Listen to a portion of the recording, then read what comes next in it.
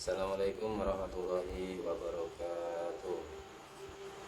Oke, perkenalkan nama saya Muhammad Rafi dan rekan saya Sofian Ilyas akan menjelaskan tentang teori perubahan sosial dan globalisasi.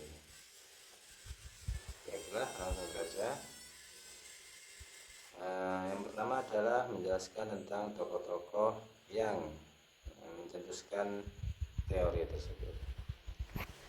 Jadi di sini ada beberapa tokoh. Yang pertama diantaranya adalah Auguste Comte, yaitu pada tahun 1798 sampai 1857. Ia dikenal sebagai bapak sosiologi. Ia memandang perubahan sosial melalui hukum tiga tahap. Yang pertama adalah tahap teologis, kemudian tahap metafisika, dan yang ketiga adalah tahap positif. Adapun yang dimaksud dengan tahap teologis yakni masyarakat menjelaskan segala sesuatu dengan mitos atau agama. Kemudian tahap metafisika yakni masyarakat mulai menggunakan filsafat dan akal. Dan yang tahap ketiga adalah tahap positif, yakni masyarakat mulai menjelaskan realitas dengan ilmu pengetahuan. Menurutnya, masyarakat selalu bergerak menuju tahap yang lebih maju, rasional, dan berbasis ilmu pengetahuan.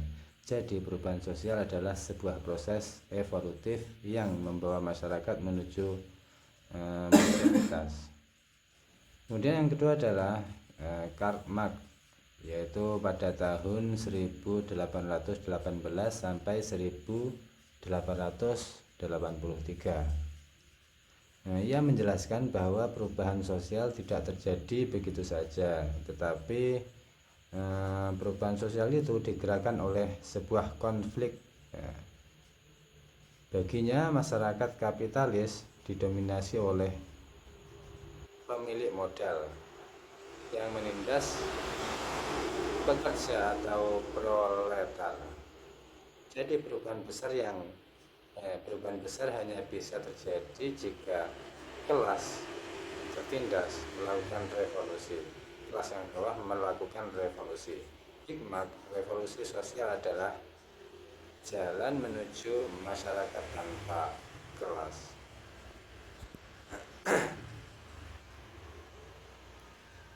Karl Marx juga melihat gejala awal kapitalisme global, di mana sistem kapitalis tidak hanya menindas dalam level nasional tetapi juga internasional. Kemudian tokoh yang ketiga adalah Max Weber, yaitu pada tahun 1864 sampai 1920. Ia memberikan pandangan yang berbeda, yaitu lebih menekankan peran ide, nilai, dan agama. Seperti etika Protestan menurut Weber berperan besar dalam lahirnya kapitalisme. Ia memperkenalkan konsep rasionalisasi, yaitu perubahan masyarakat menuju sistem yang logis, teratur, dan birokratis. Ia membuktikan bahwa perubahan sosial tidak hanya digerakkan oleh faktor ekonomi, namun juga oleh keyakinan masyarakat itu sendiri. Adapun tokoh yang keempat yakni Emil Durkheim pada tahun 1858 sampai 1917. Ia menilai bahwasanya perubahan sosial itu terjadi karena pergeseran solidaritas dari masyarakat, yakni masyarakat tradisional hidup dalam solidaritas mekanik, yaitu ikatan berdasarkan kesamaan, sedangkan masyarakat modern bergerak ke solidaritas organik, yaitu ikatan karena saling membutuhkan dalam pembagian kerja. Kemudian tokoh yang kelima adalah Anthony Giddens, yaitu pada tahun 1938.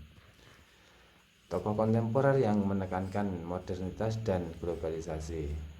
Menurutnya, globalisasi merupakan intensifikasi hubungan sosial seluruh dunia, sehingga Apa yang terjadi pada suatu tempat bisa langsung berpengaruh pada tempat yang lain melalui teori strukturasi. Ia menjelaskan bahwa manusia tidak hanya dipengaruhi struktur sosial, namun juga mampu membentuk struktur itu sendiri. Globalisasi menurut Anthony adalah intensifikasi hubungan sosial di seluruh dunia.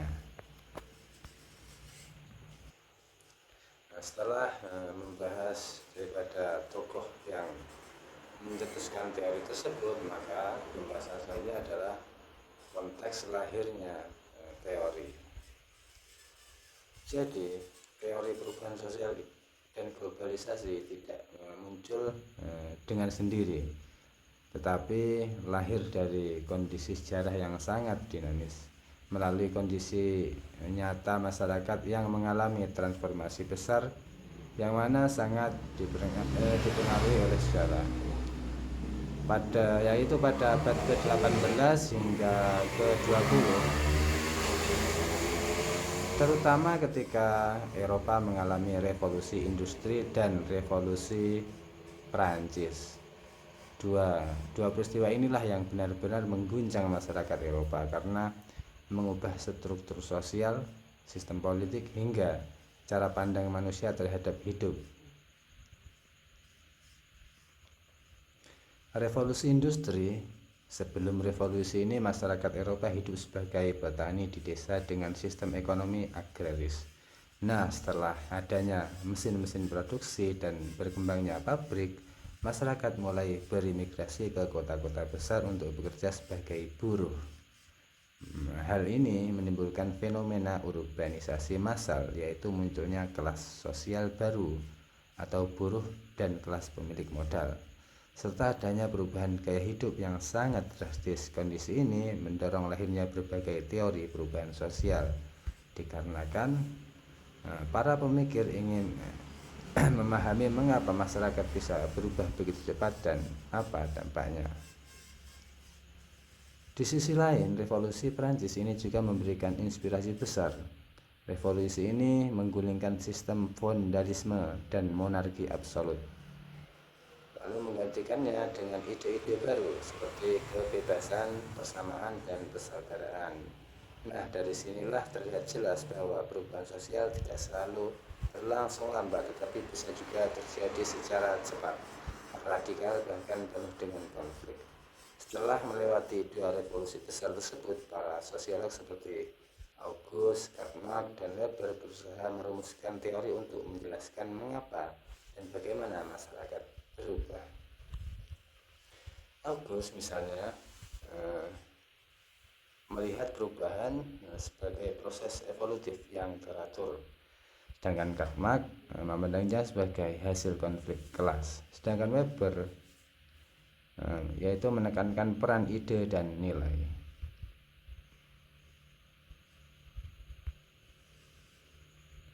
Teori globalisasi ini konteksnya lahir lebih baru, terutama pada abad ke-20 hingga ke-21 setelah Perang Dunia II.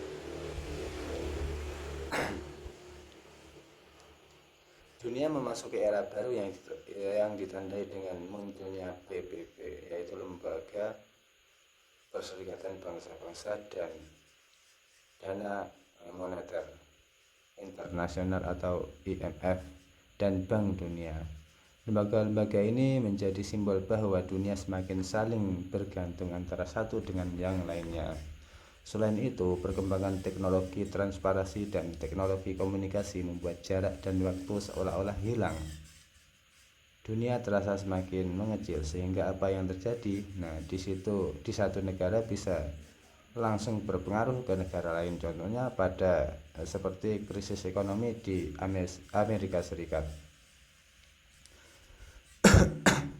Hal tersebut berdampak langsung pada pasar finansial Asia, termasuk Indonesia. Selain itu, globalisasi dipicu oleh munculnya fenomena budaya populer yang mana memperlihatkan bahwa globalisasi bukan hanya soal ekonomi atau politik saja, tetapi juga menyentuh aspek sosial dan budaya.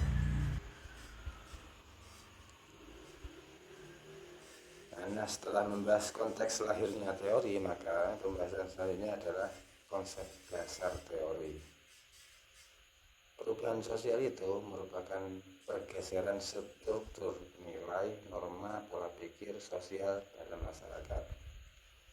Selo Sumarjan mendefinisikan perubahan sosial sebagai perubahan pada lembaga-lembaga kemasyarakatan yang berpengaruh pada sistem sosial, termasuk nilai, sikap, pola perilaku secara umum. Perubahan sosial dibagi menjadi dua bentuk utama. Yang pertama adalah perubahan evolutif, dan yang kedua adalah perubahan revolutif. Adapun yang dimaksud dengan perubahan evolutif yakni berlangsung secara perlahan, bertahap, dan tidak secara langsung, seperti perubahan gaya menggunakan pakaian tradisional. Pada zaman dahulu orang hanya menggunakan pakaian tradisional, dan sekarang banyak yang memakai busana modern. Evolusi ini terjadi tanpa gejolak besar, tapi jelas mengubah pola hidup masyarakat.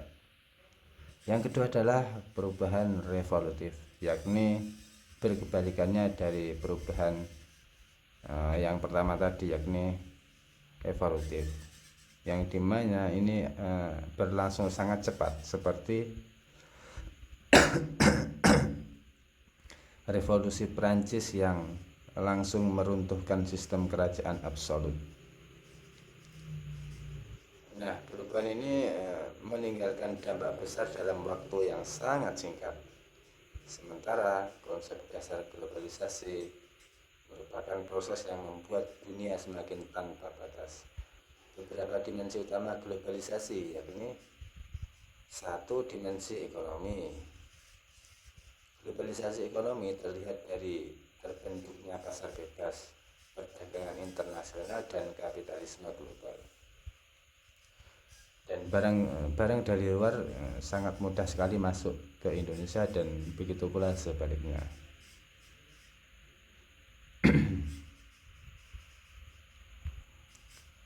Kemudian dua adalah dimensi politik, yaitu hubungan antar negara semakin erat melalui perjanjian internasional, organisasi global, dan lain-lain.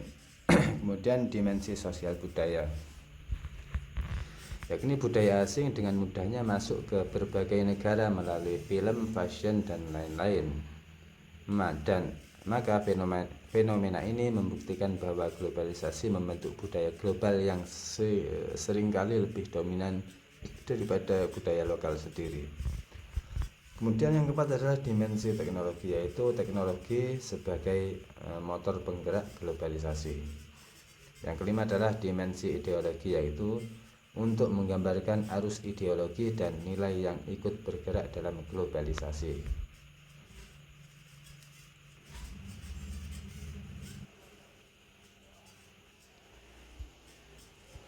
Kemudian pembahasan yang selanjutnya adalah kritik terhadap teori perubahan sosial.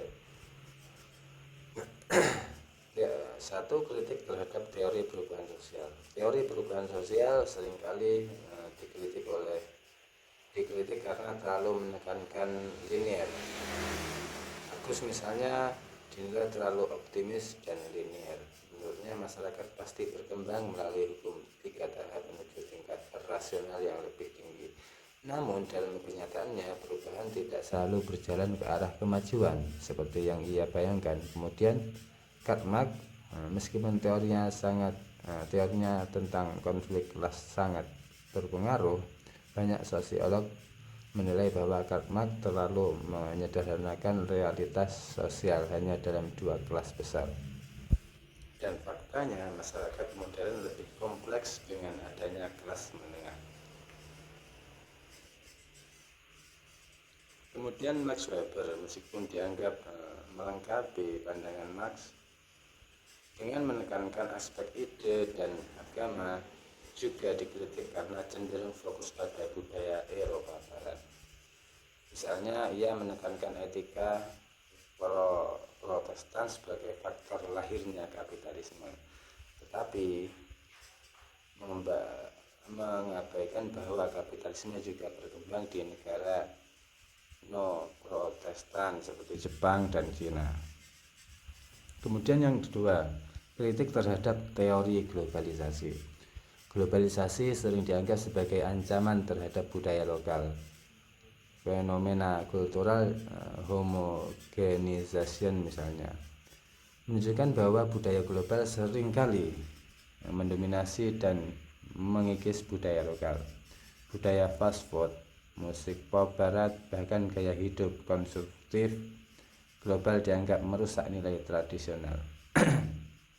Namun tidak semua kritik terhadap globalisasi bernada pesimis. Ada tokoh Roland Robertson justru menekankan konsep globalisasi itu interaksi antara budaya global dengan lokal yang melahirkan bentuk baru. Arjun Appadurai juga memberikan kritik terhadap pandangan yang terlihat globalisasi terlalu satu arah dari barat ke timur. Ia menekankan bahwa arus globalisasi tidak selalu terpusat, melainkan bisa bergerak dari mana saja ke mana saja. Misalnya budaya Korea melalui K-pop justru menyebar luas ke seluruh dunia, bahkan mendominasi pasar musik global. Hal tersebut menunjukkan bahwa globalisasi bersifat terputus-putus dan tidak teratur, bahkan sekedar dominasi pusat ke pinggiran.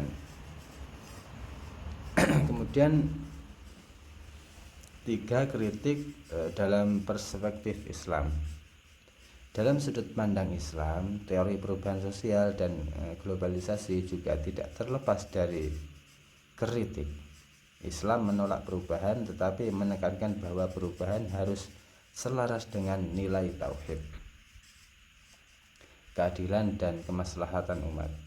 Dalam Al-Quran surat Ar-Ra'd yang menegaskan bahwa Allah Subhanahu wa Ta'ala tidak akan mengubah keadaan suatu kaum kecuali mereka mengubah diri mereka sendiri.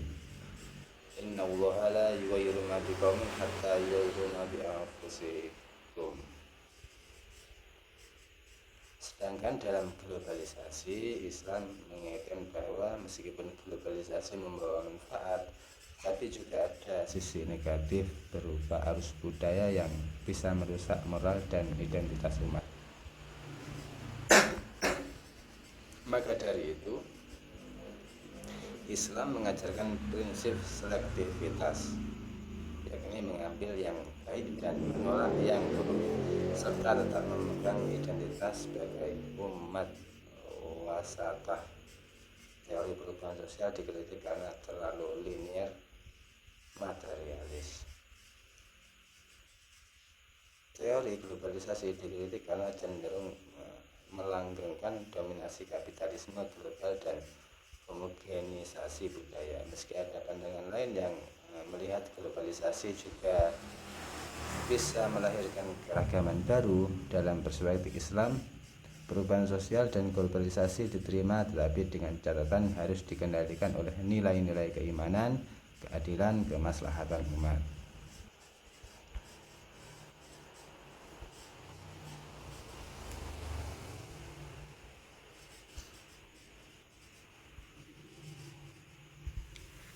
Islam sebagai agama yang menyeluruh mempunyai pandangan yang sangat jelas terkait perubahan sosial.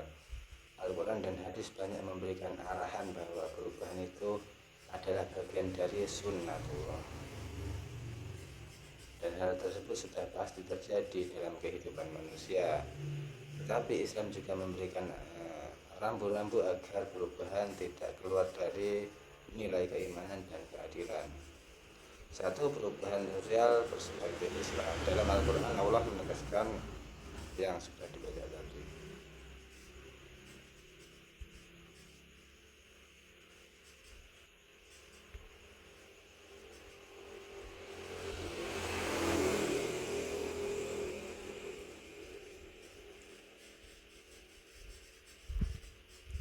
Terima kasih atas waktunya. Dari kami ada kurang dan lebihnya, mohon maaf yang sebesar-besarnya.